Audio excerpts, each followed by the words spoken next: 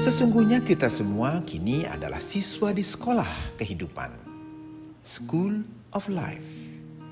Tiap menit adalah jam pelajaran, tiap peristiwa adalah mata pelajaran. Tiap pengalaman adalah guru, dan lingkungan adalah ruang kelas kita.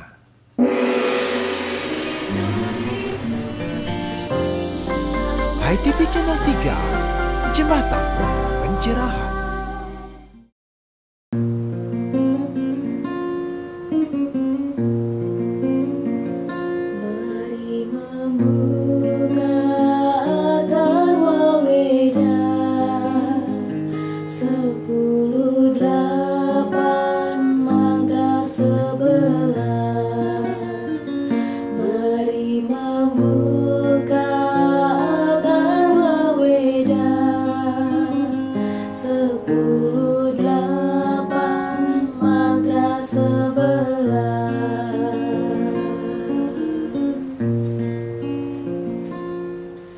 Pemirsa HiTV, Napi Orti, apa kabar? Kita jumpa lagi dalam TOS tayangan on the spot, berupa tontonan, berisi tatanan, dan memberi tuntunan untuk kita bersama. Bersama saya Diah Parsia di antara pameran wayang Astubrata terpanjang. Mari kita awali dengan high schooling di Sekolah Rumah Hindu Dharma, dilanjutkan dengan ngopi, ngobrol, inspiratif, dan berbagai tayangan menarik lainnya. Selamat menyaksikan.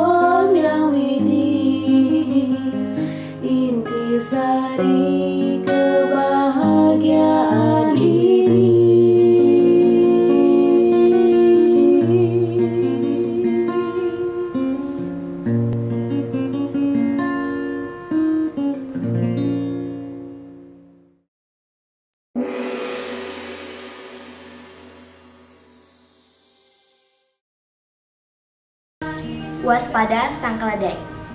Cerita dimulai dari seekor keledai yang sedang merumput di tengah hutan sendirian. Karena rumput yang hijau membuat keledai tak peduli dengan keadaan di sekitarnya. Tanpa disadari, ada sepasang mata yang mengintip dan siap menerkam. Seekor serigala yang sejak tadi mengamati gerak-gerik si keledai. Sekarang saatnya aku berpesta daging empuk, kata serigala dalam hatinya. Tanpa menunggu lama, serigala langsung menyergap. Untung saja keledai bisa menghindar. Ampun serigala, sebelum kau memakanku, aku punya satu permintaan terakhir. Aduh serigala, ampun. Tapi sebelum kau memakanku, tolong cabut dulu duri yang ada di kakiku. Apa peduliku dengan duri yang ada di kakimu? Kalau tidak, tenggorokanmu bisa tertusuk kalau kau menelanku, kata keledai. Oh, oke. Benar juga permintaanmu, keledai. Serigala mengendus memeriksa kaki keledai sambil membayangkan empuknya daging keledai. Namun tiba-tiba Keledai menendang mulut serigala. "Au!" teriak serigala. Tendangan Keledai membuat gigi serigala rontok sehingga mulutnya kesakitan dan ia meraung-raung. "Au, sakit, sakit!" Akhirnya Keledai dapat meloloskan diri dari ancaman serigala sombong itu. Selalulah waspada pada setiap tindakan. Lengah dan sombong akan merugikan dirimu sendiri. Cerita ini dikutip dari buku Nandaka Tantra Sri Nidya Tantri. Sampai jumpa dalam tutur sebelum tidur selanjutnya dengan cerita dan tokoh yang berbeda. Salam damai, Channel 3.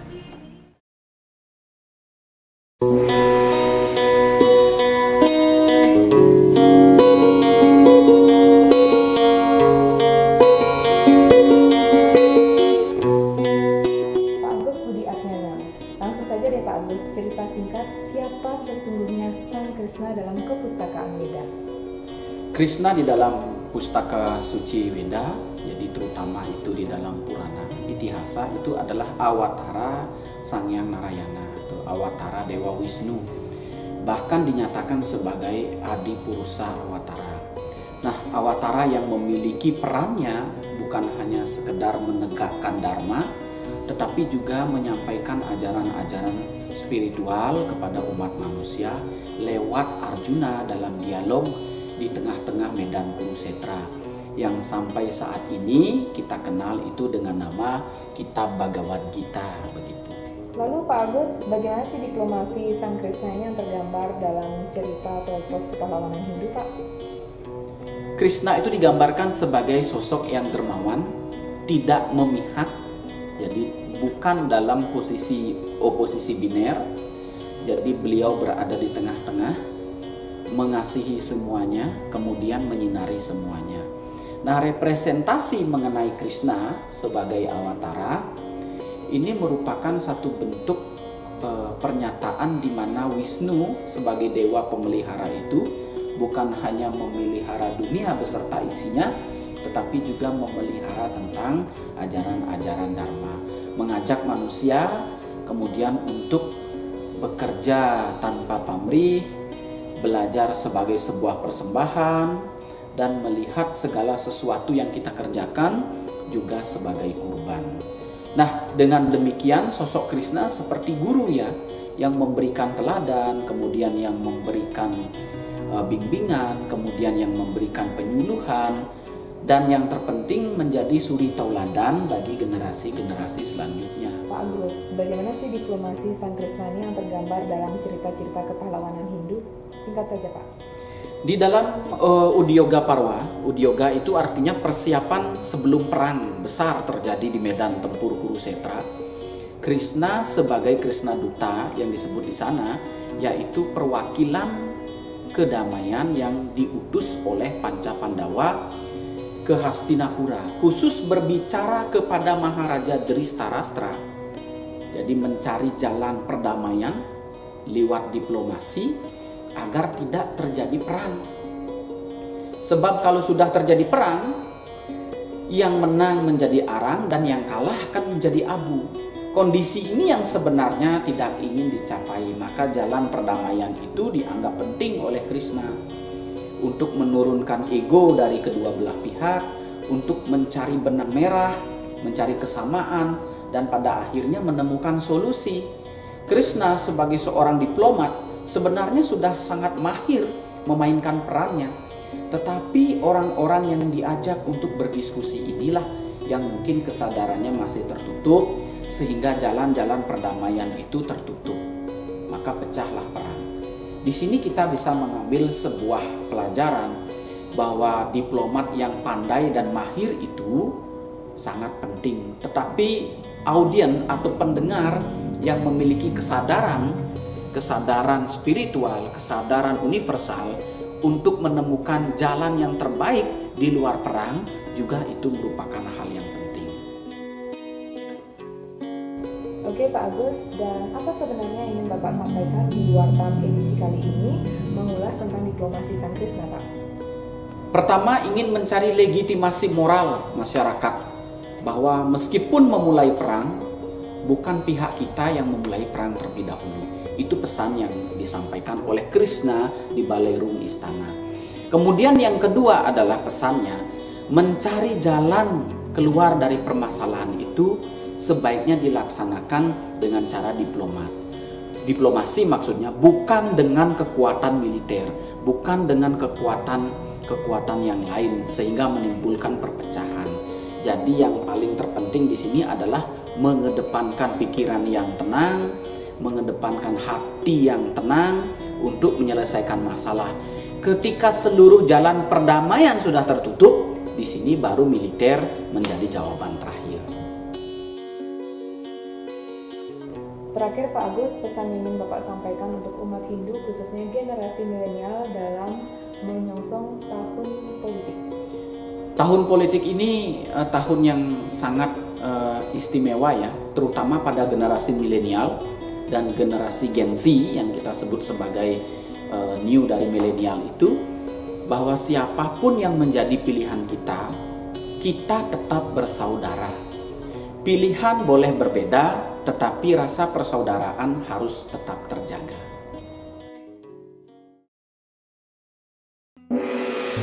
Gasir, gerakan Rp10.000. Ini bukan soal nominal, namun inilah kesempatan Anda untuk mengulurkan tangan, membantu mereka yang benar-benar memerlukan pertolongan. Gasir gerakan Rp10.000 khusus digagas untuk ikut berperan dalam kampanye penggalian dana dan mendukung program-program Wartam Institute yang dilaunching 8 Oktober 2022. Kepedulian Wartam pada pendidikan Hindu sudah menjadi visi misi majalah Wartam dan Santi Foundation dalam pendidikan, pencerdasan, dan pencerahan umat Hindu melalui penerbitan buku-buku literasi yang berkelanjutan.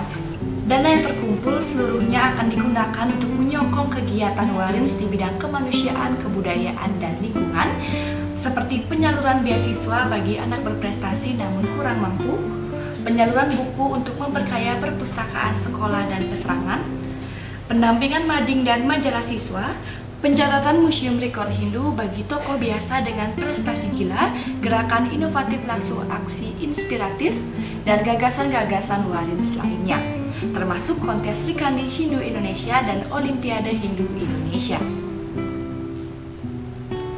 Kabar baiknya, kini Anda bisa mendukung kami untuk berperan dalam pencerahan umat Hindu lewat sumbangsih dana punya dengan mendonasikan hanya Rp10.000 saja ke celengan Warins Educare di butik buku Hindu Wartam Gedung 3 Denpasar, atau bisa transfer Rp10.000 ke rekening BTN 00098 015000076695.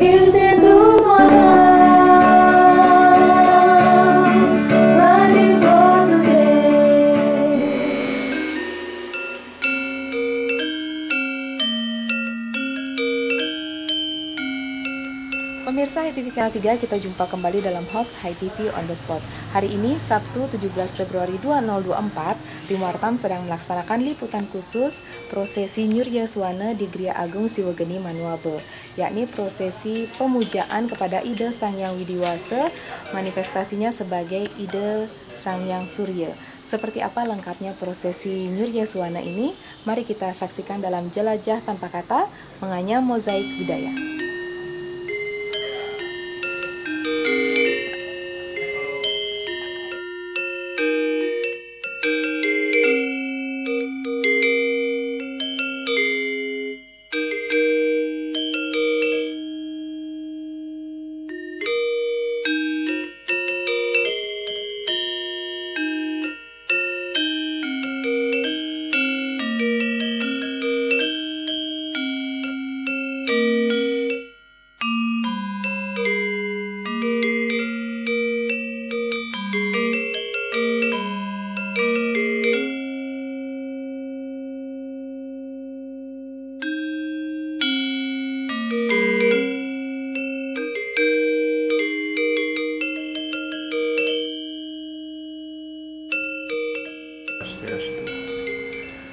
Kalau yang ditanyakan bagaimana perasaan ketika kita secara jernih ya, secara fokus mengikuti setiap penyelenggaraan Surya Suwana itu oleh para Sulingge, dalam hal ini sekarang sejak berapa bulan yang lalu, hampir jalan setahun ini, yang ngiring ide Nabi. Ya. Memang itu tiap orang beda ya. Kalau kita betul-betul, kalau saya misalnya begitu duduk fokus pada apa yang dilakukan oleh Sulinggih, itu memang beda ya.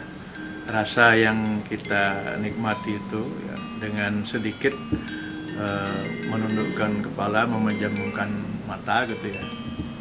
Itu sebagai, kalau kebiasaan saya begitu ya. Kalau ingin fokus, ingin memperhatikan sesuatu, masuk ke dalam hati itu, agak sedikit menunduk, kemudian memejamkan mata sedikit. Nah di situ terasa ya, bisa sinyal-sinyal itu lewat panca indera kita, terutama dari mata dan hidung itu, ya, terutama hidung, telinga, merasakan ya sesuatu yang berbeda ya dari kebiasaan yang lain ya yang kita lakukan.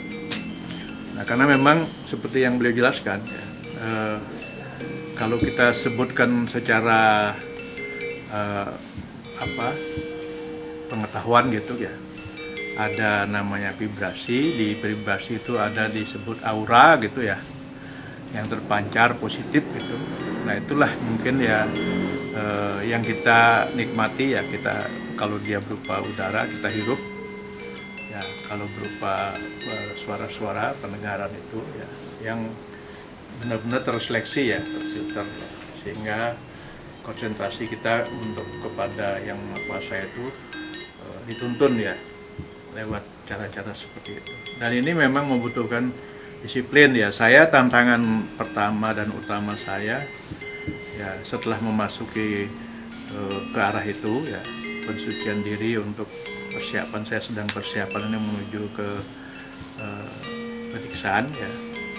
Itu tantangan utamanya di situ ya, melawan diri kita sendiri.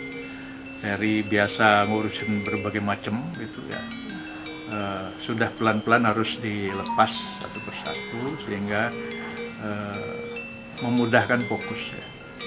Karena toh juga nanti saya akan bisa meyakini apapun itu yang kita lakukan, pada dasarnya sumbernya nanti kembali kepada yang maha sumber itu ya, kepada yang Maha Kuasa dan Yang Widi Wasa.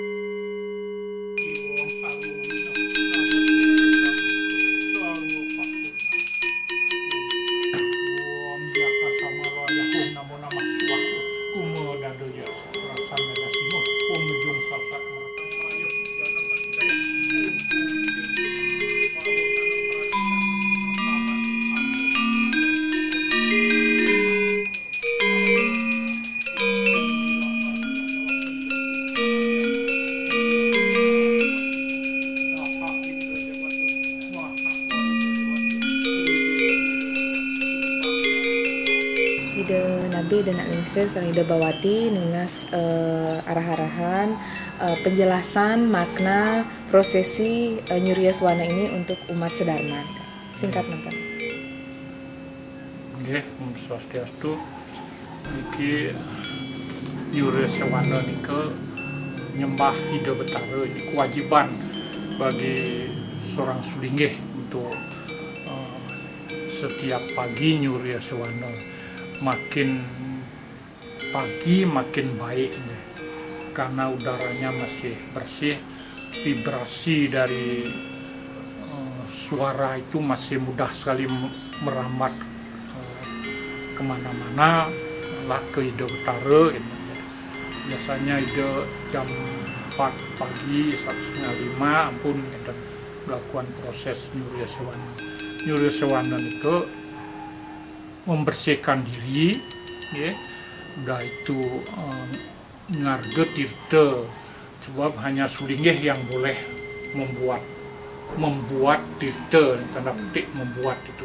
Karena pemangku dia ngarge tirta nunas nih. Berarti bukan membuat kan. Itu bedanya nih kalau Sulinggih, karena dia siwa sekala, dia punya hak untuk membuat tirta.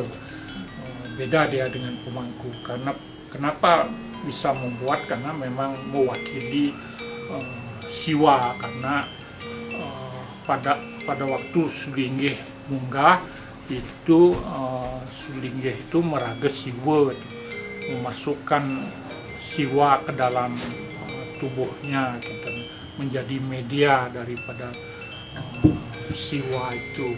Dan awal sekali harus bisa membuat kontak dengan hidup tara, kontak antara Tuhan kecil yaitu Atman itu dengan ide Sang Yang Widiwasa. Itu mantranya sederhana sekali, Om Atma Tatuatma Sudamam Swaha. Itu membuat menyatu anak dengan orang tuanya, gitu.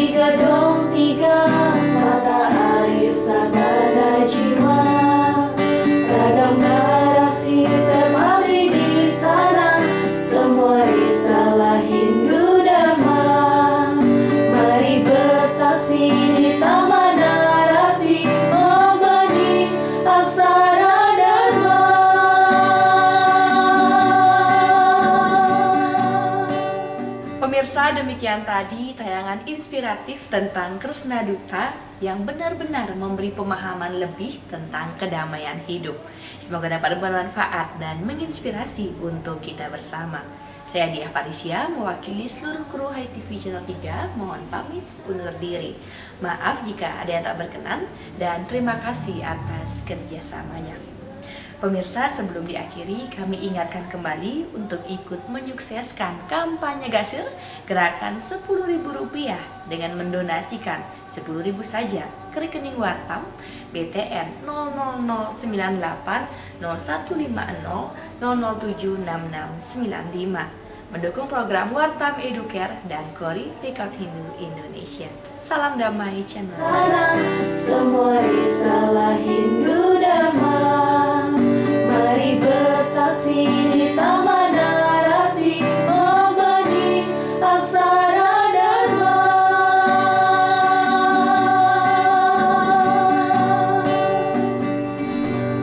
Taman narasi dari gedung 3, mata air sabana jiwa. Ragam narasi terpatri di sana, semua risalah Hindu damai. Bersaksi di taman narasi membenih aksara dharma.